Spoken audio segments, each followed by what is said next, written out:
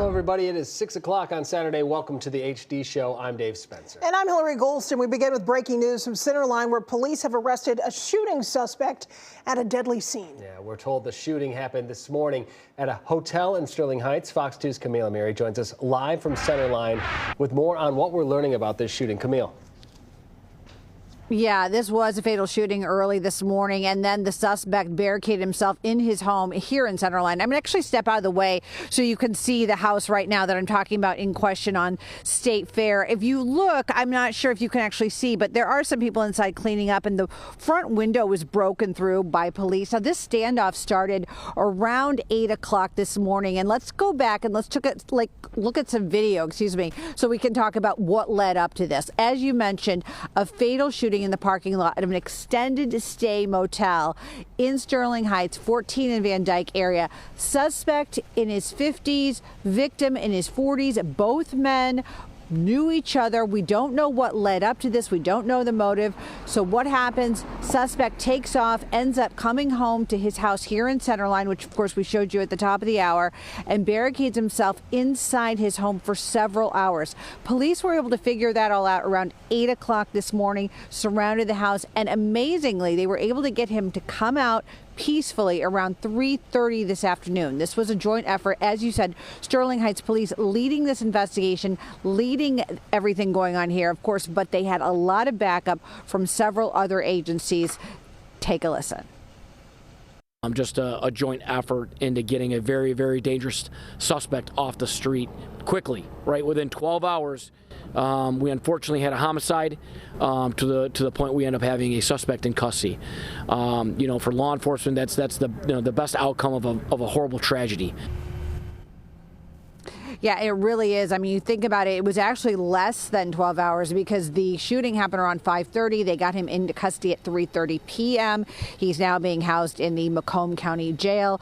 Neighbors not wanting to talk on camera, but pretty freaked out about this. As you can imagine, this is a pretty quiet area. There's a park right across the street from the man's house.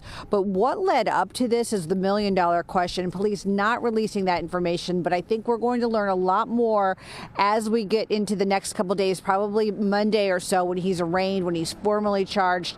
We'll find out who he is and hopefully what led up to this, and hopefully learn more about that victim too. Reporting live in Centerfield, Camille Amiri. Centerline, Camille Amiri, Fox 2 News. And Camille, I'm sure it's a big relief to everyone living in that area that soon that scene will be over and an arrest has been made here.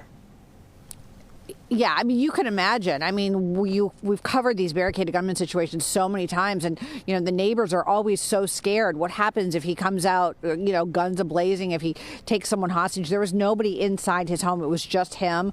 So that's good news too. But these situations, as we know, can go south very quickly. Yeah, glad that wasn't the case this evening. We'll look for more at 10 o'clock. Thank you for that live report, Camille. Yeah.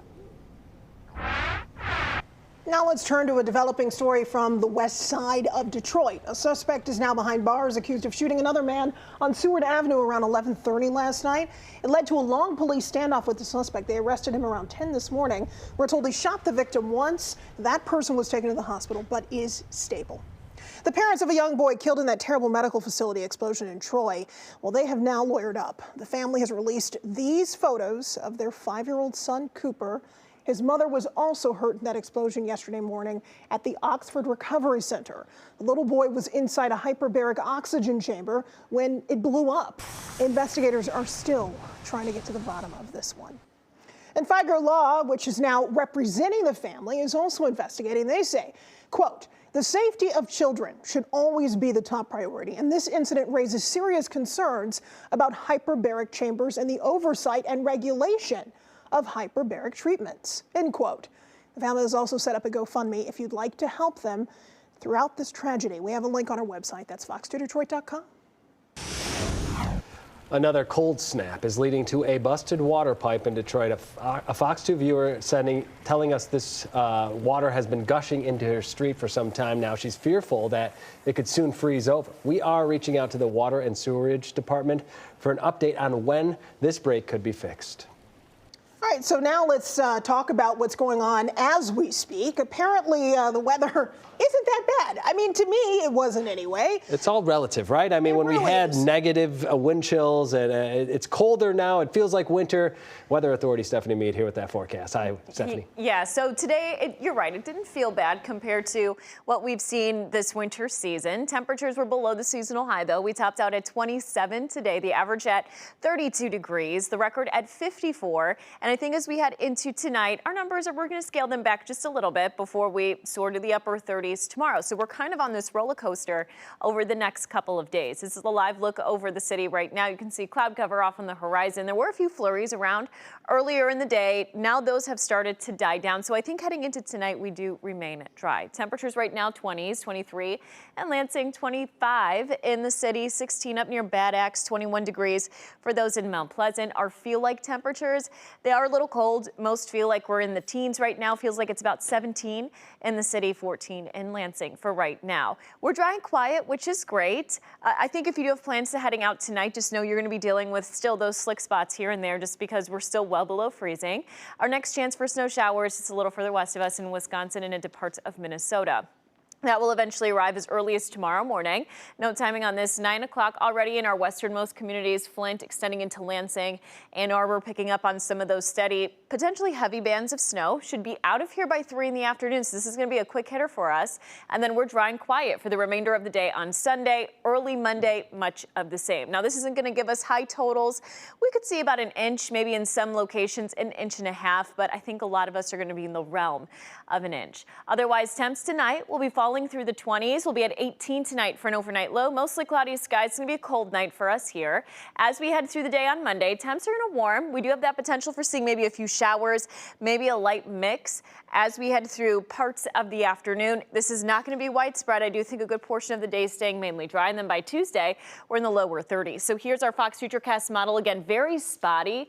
Nothing that's going to give us anything that will be completely on through the entire day. And a lot of the steady precip is going to be up near northern parts of the state.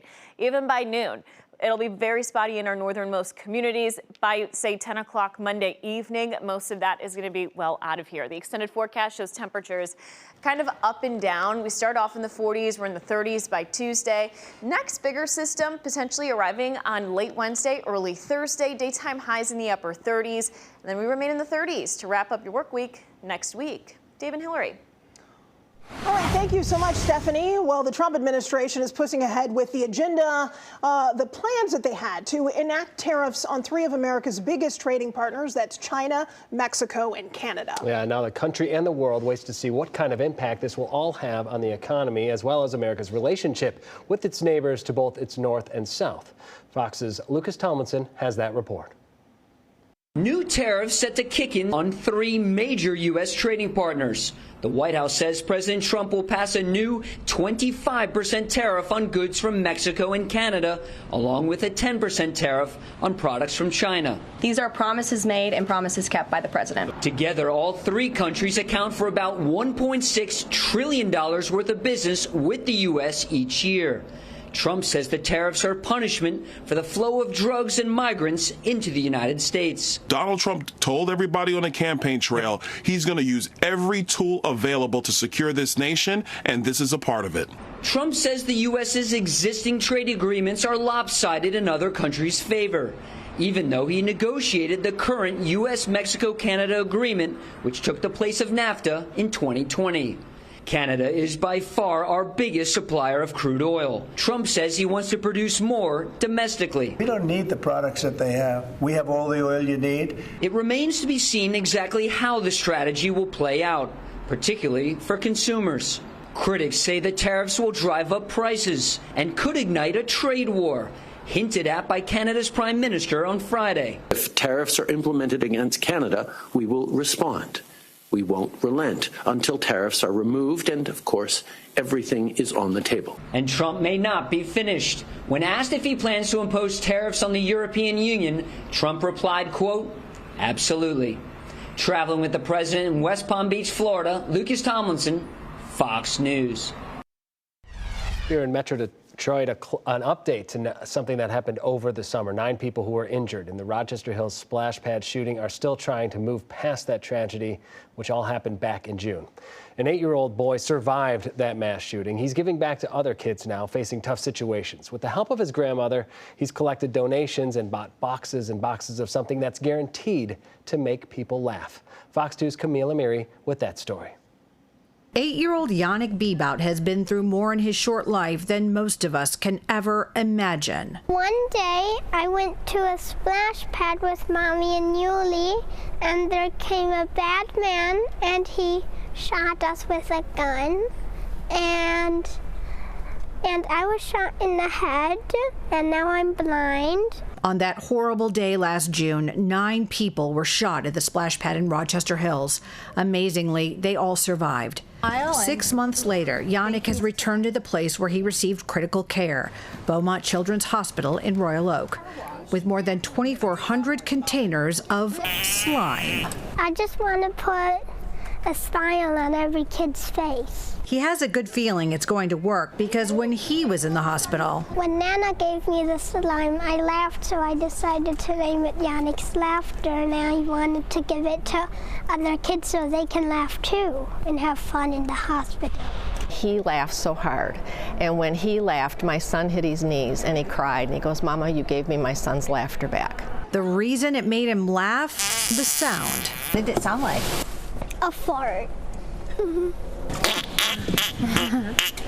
the surgeons that worked on me, they all laughed. Yeah, they were doing like,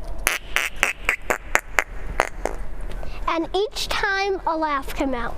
I think I just kept coming in your room and bothering you just so that I could hang out with you and we could play with the slime together. Spend a few minutes with him and it's easy to understand why. How he has overcome everything within these last 6 months, how he is dealing with his new life, navigating, now being blind, and then, you know, having this great idea of donating and giving back to other kids on top of that. He is so inspiring to so many people. In Royal Oak, Camille Amiri, Fox 2 News.